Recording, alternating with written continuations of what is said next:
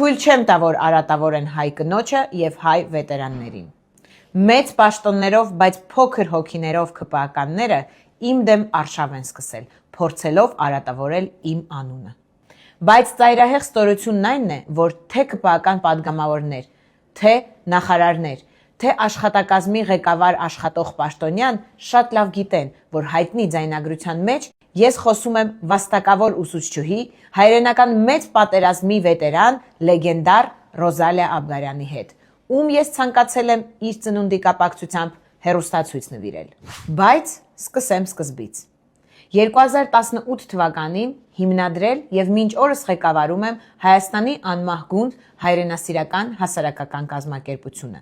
Ես եմ առաջին անգամ անցկացրել մայիսի 9-ին կայացած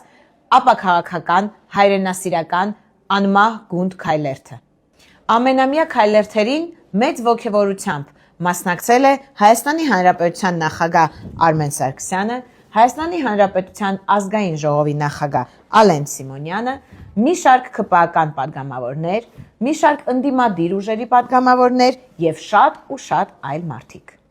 Այս տարիների ընթացքում իմ նախաձեռնությամբ նկարահանվել է 4 վավերագրական ֆիլմ հայրենական մեծ պատերազմին մասնակցած մեր հայ վետերանների մասին։ Օգնել եմ պետության կողմից անուշադրության մատնված բոլոր հայ վետերաններին։ Շուրջ 10 տարի մտերմաբար օգնել եմ նաև ցավոք սրտի միակ հայ կին վետերան Ռոզալիա Աբգարյանին։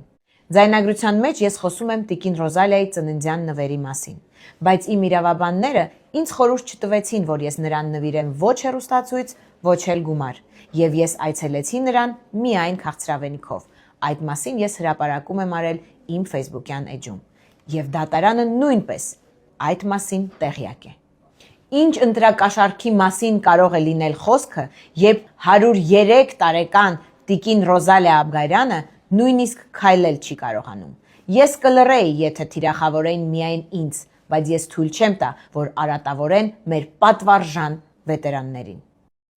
Մեր պատմությունը ջնջելու փորձ անողները տնային կալանք են տվել Սիմոն Նիկոլայի Եսայանին, ում հետ ես խոսում էի հեռախոսով, ով իմիջիայլոց հայրենական պատերազմի վետերանների միավորման նախագահն է։